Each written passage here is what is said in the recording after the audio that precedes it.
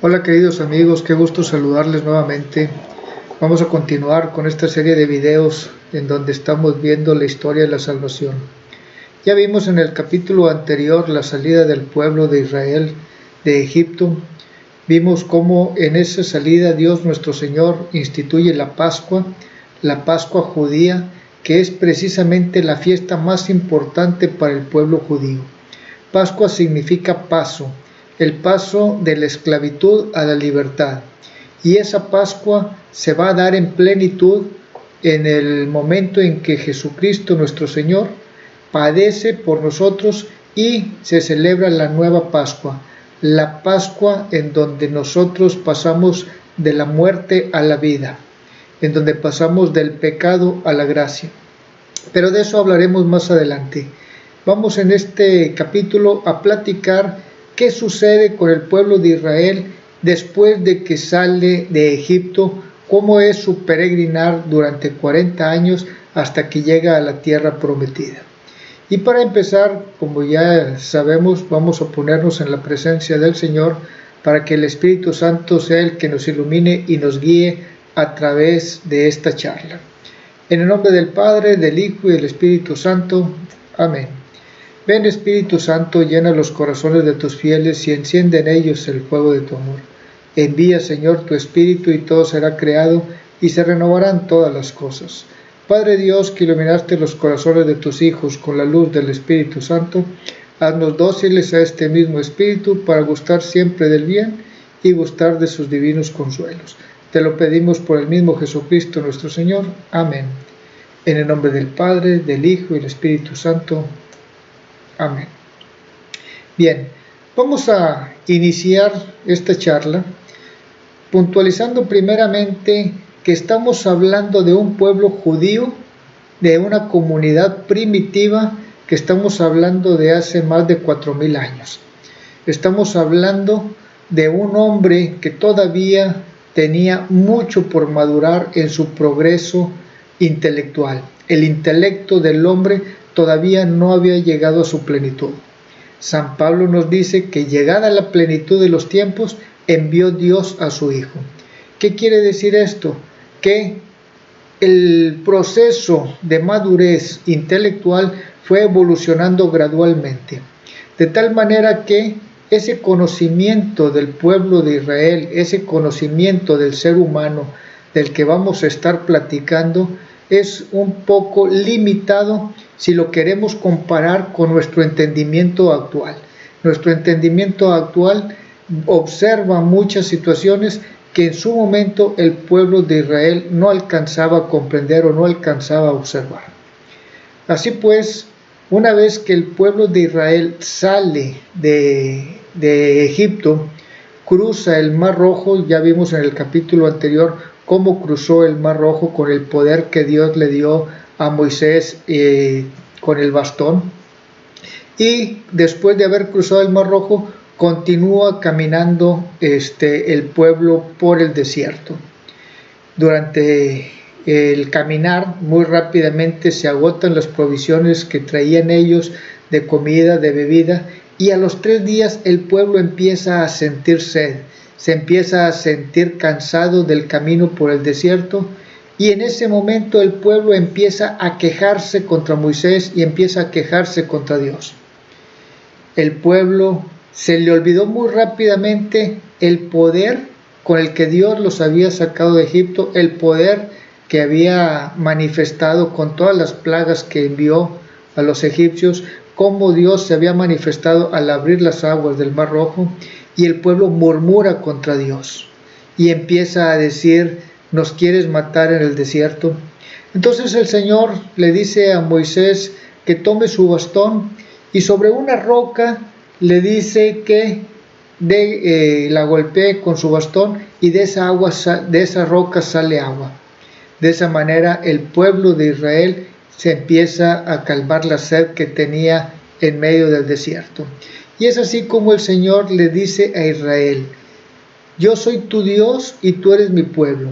Si tú te mantienes fiel a mi palabra, no te mandaré las plagas que mandé sobre Egipto. Pero tienes que obedecer y confiar en la palabra de Dios. Continúa avanzando el pueblo y empieza a sentir hambre y nuevamente empiezan a murmurar y empiezan a decir: mejor nos hubieras dejado como esclavos en Egipto en lugar de traernos al desierto para morir de hambre y de sed. Entonces el Señor se vuelve a manifestar y le dice a Moisés que por las mañanas le mandará un pan, que es lo que nosotros conocemos como el maná. Ese maná del cual vemos en el pasaje del Evangelio, que es lo que le reclaman a Jesús cuando Jesús dice: yo soy el pan vivo que ha bajado del cielo. Ellos, el pueblo de Israel, le dice: el Señor nos dio, o Moisés nos dio maná, ¿tú qué nos vas a dar? Entonces Jesús les dice: mi Padre es el que les dio el maná, no fue Moisés. Y esto es bien importante entenderlo. Moisés es la persona elegida para transmitir los mensajes de Dios. El pueblo de Israel empieza a comer maná por las mañanas y por la tarde el Señor les da codornices, le da carne para que tuvieran un alimento más sustancial. Les da también una instrucción el Señor y les dice: durante 6 días van a recoger solamente lo que se van a comer en ese día. El 6.º día, ese día recogerán lo que va a ser para el siguiente día, puesto que el 7.º día va a ser un día de reposo. El pueblo al principio no obedece y quería agarrar más y guardarlo, y tan pronto pasaba el momento en que se lo debían de comer, ese maná se empieza a llenar de gusanos, se empieza a echar a perder. Entonces el pueblo tiene que volver a escuchar el mensaje de Moisés, de lo que el Señor le dijo: solamente la comida del día es lo que vas a tomar. Continúa avanzando por el desierto. Bueno, antes de continuar, cuando era el 6.º día, que es lo que nosotros conocemos como el viernes, el sábado, que es el 7.º día, ese día el maná que se guardaba no se echaba a perder. El 7.º día el Señor les dijo que lo quería que fuera un día de descanso, que fuera un día de reposo, que ese día es para reparar las fuerzas que durante la semana se consumieron. Y eso es algo de lo cual después vamos a hablar en un momento más que veamos las tablas de la ley. Entonces, Dios nuestro Señor les está dando el alimento. Continúa avanzando el pueblo por el desierto y llegan al Sinaí, o lo que conocemos también como el Horeb, el monte del Horeb, que es el monte del Señor. Al llegar al monte del Señor, ahí Moisés se acerca a hablar con el Señor, pero solamente suben Moisés y Aarón. Aarón se queda abajo y sube Moisés. Y el Señor le dice a Moisés que le va a dar las tablas de la ley. Esas tablas de la ley en donde se establecen cuáles son los mandamientos del Señor, se establecen los 10 mandamientos y les da instrucciones de cómo va a conservar esos mandamientos. Le dice que elabore un arca en donde esa arca va a contener las tablas de la ley.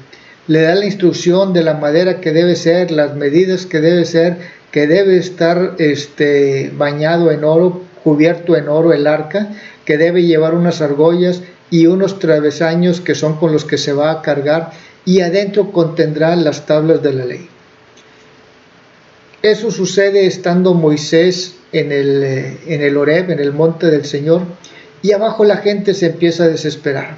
Moisés estuvo 40 días en la parte del cerro con el Señor, en el monte con el Señor, y la gente se empieza a desesperar y la gente se hace un becerro de oro. El pueblo dice: no sabemos qué pasó con Moisés. Le piden a Aarón que haga un Dios que lo siga guiando, porque Moisés ha desaparecido, Moisés ya no está con ellos.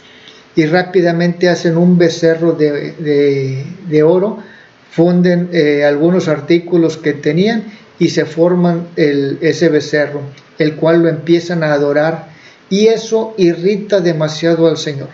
Eso es de las ofensas más graves que se le puede hacer, que se adore a otro Dios falso, a dioses que no oyen, que no ven, que no entienden, que no tienen ningún poder.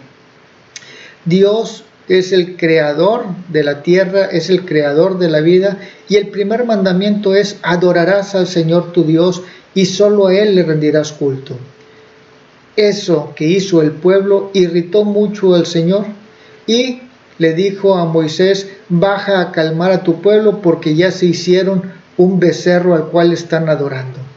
Moisés bajó, se molestó con el pueblo, y en el coraje que hizo, en esa molestia, las tablas de la ley que le había dado el Señor fueron quebradas. Se quebraron esas tablas. Moisés vuelve nuevamente a decirle al pueblo que lo que habían hecho había irritado sumamente al Señor, y Dios estaba muy molesto. El poder de Dios se iba a manifestar, y por lo que habían hecho iban a tardarse, o se tardaron 40 años en poder entrar a la tierra prometida. Ahorita en un momento más hablaremos de eso. ¿Qué es lo que sucede? Moisés nuevamente se acerca a hablar con el Señor y lleva unas tablas para volver a escribir la ley que el Señor le había dictado.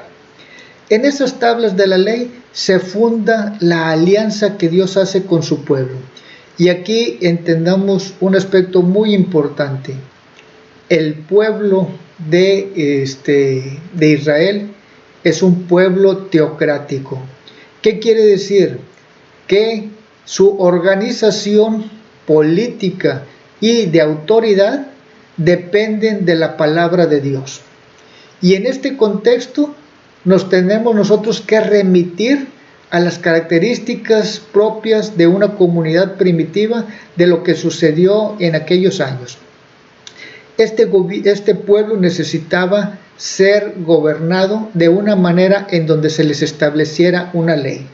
Y esa ley que le entrega el Señor es lo que nosotros pudiéramos conocer como nuestra regulación civil. Leyes penales, leyes de economía, leyes de salud, leyes de justicia, etc.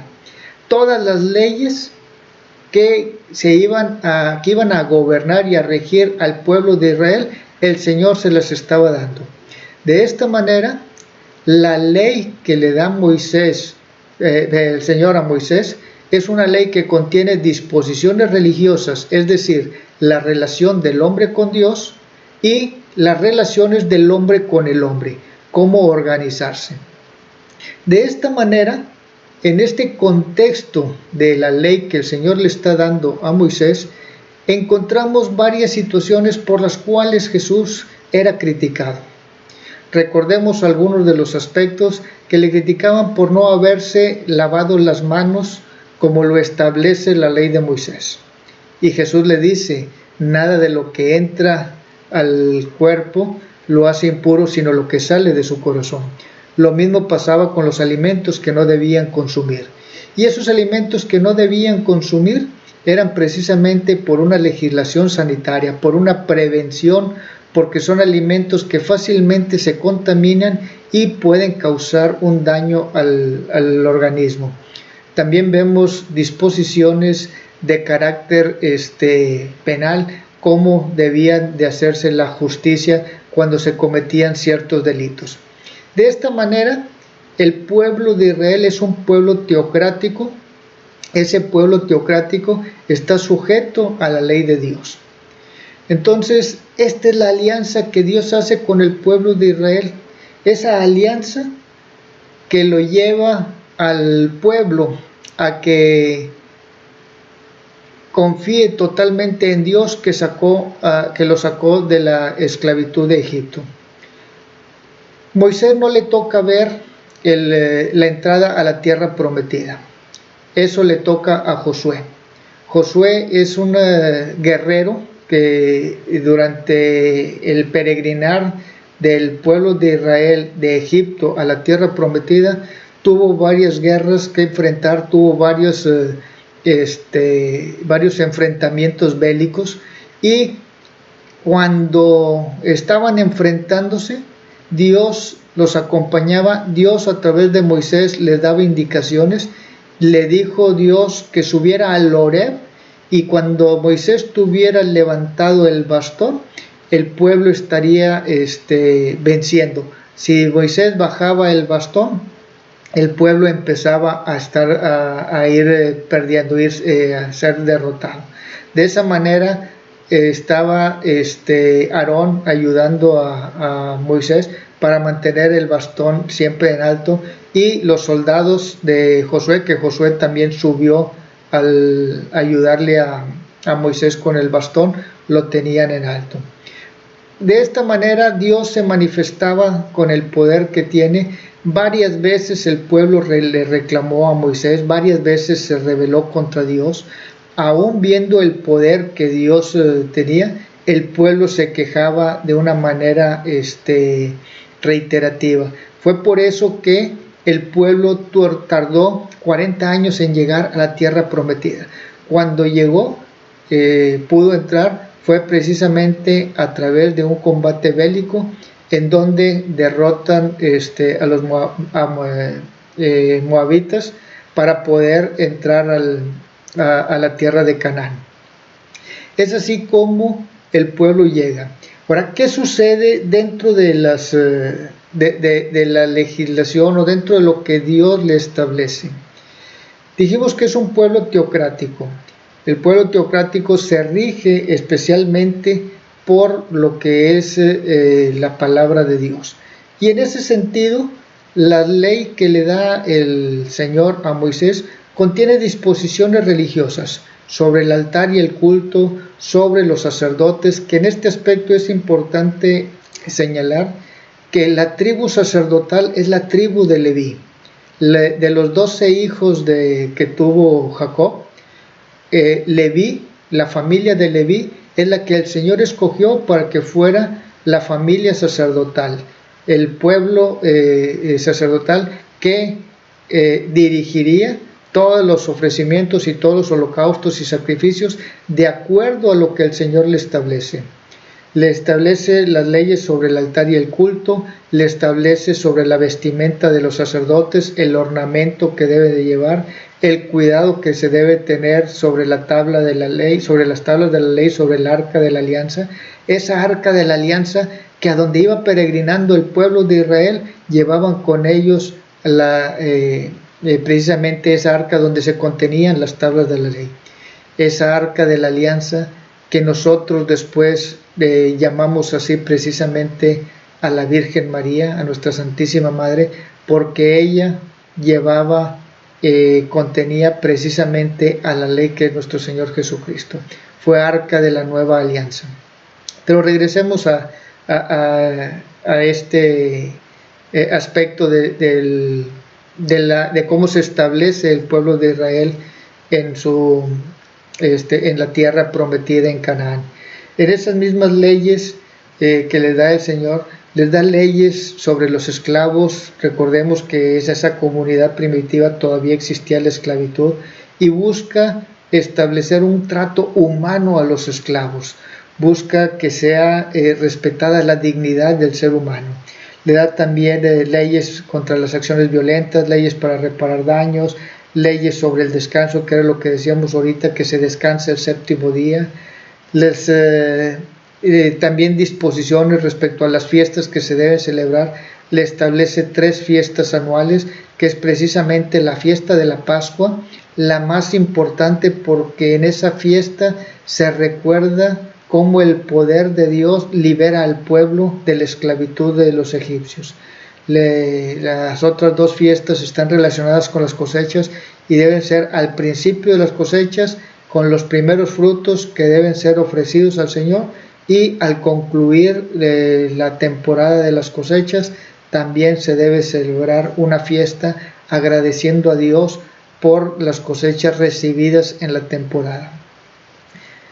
Una vez que el Señor le da todo esto a Moisés, Moisés no alcanza, como lo comentábamos hace un momento, a llegar a la tierra prometida. Muere Moisés y el que queda al frente es Josué. Josué es la persona que se encarga de pelear y llevar al pueblo de Israel nuevamente a Canaán. Esa tierra de Canaán es la tierra que había habitado Jacob, que después se llama Israel, ya lo hemos comentado. Ahí vivían las 12 tribus de Israel 430 años antes, pero cuando se fueron a Egipto, que lo vimos en el capítulo, hace 2 capítulos, precisamente abandonan esa tierra, la dejan libre y fueron después habitadas por una serie de pueblos que la ocuparon y después llegan nuevamente a poseerla y la poseen precisamente porque Dios les dice: esa tierra será para ustedes. Ahí es la tierra santa, ahí es donde está el pueblo santo de Dios, ahí es donde se cumplirían todas las profecías de las cuales nos habló el Señor anunciando la venida de su Hijo. Precisamente en esa tierra es donde se cumple todo el plan de salvación del Señor. Es así como el Señor sella esta alianza con el pueblo a través de la ley. A partir de esta ley se va conformando el canon de las Sagradas Escrituras. El primer canon para el pueblo judío son los primeros 5 libros que hablamos de lo que es el Génesis, de lo que es el Éxodo, de lo que es Levítico, de lo que es el libro de los Números y lo que es el Deuteronomio. Estos son los 5 primeros libros que conforman las Sagradas Escrituras para el pueblo judío, que conforman la ley. El pueblo después va entendiendo cómo debe de comportarse, cómo debe de adorar a Dios. Ese pueblo, de una manera limitada en su entendimiento, va siendo guiado por sacerdotes. Más adelante vamos a ver en el siguiente capítulo cómo este pueblo le dice a Dios: nosotros queremos también tener un rey como los demás pueblos. Nosotros queremos ser como los demás. El pueblo estaba siendo dirigido y gobernado por sacerdotes.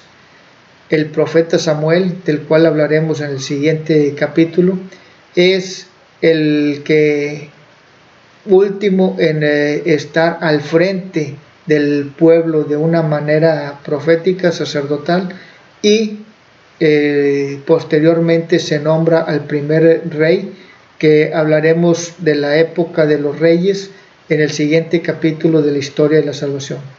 Hablaremos del primer rey, que es Saúl, después David y después Salomón, y de ahí vendrá la descendencia al rey que habrá de gobernar eternamente, no solo al pueblo de Israel, sino a todo el pueblo de Dios, que somos todos los que hemos creído en la palabra de nuestro Señor Jesucristo. Vamos a dar gracias a Dios por todas las bendiciones que recibimos. Vamos a pedirle para que nos siga asistiendo en nuestras necesidades. Vamos a ponernos en sus manos, vamos a confiar todas nuestras necesidades a su cuidado y confiamos que esta pandemia y esta cuarentena pronto podamos salir adelante tomados de la mano del Señor. Acordémonos que el Señor es fiel a su palabra, el Señor nos bendice, el Señor está con nosotros, y todo esto que estamos viviendo, el quédate en casa, es precisamente para que nosotros también volteemos a ver a Dios. Lo teníamos quizás un poquito descuidada nuestra vida espiritual por tanta actividad que el mundo de hoy nos mueve de una manera muy acelerada. Vamos a pedirle a Dios que nos bendiga a cada una de nuestras familias en nuestras necesidades, y confiamos en que pronto podamos salir adelante. Recuerda que toda esta serie de videos complementan lo que próximamente vamos a ver, que es la fiesta de Pentecostés, que es la venida del Espíritu Santo, y es ahí donde estaremos nosotros coronando la parte histórica de la salvación universal. Después estaremos atendiendo en la parte personal de nuestra propia historia de salvación.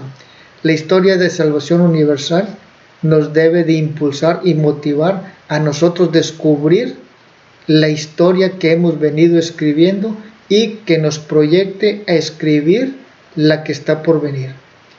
El pasado siempre debemos recordar que lo confiamos a la misericordia de Dios y el futuro confiarlo a su divina providencia. Agradecemos a Dios todas sus bendiciones. Dios nos siga bendiciendo. En el nombre del Padre, del Hijo y del Espíritu Santo. Amén.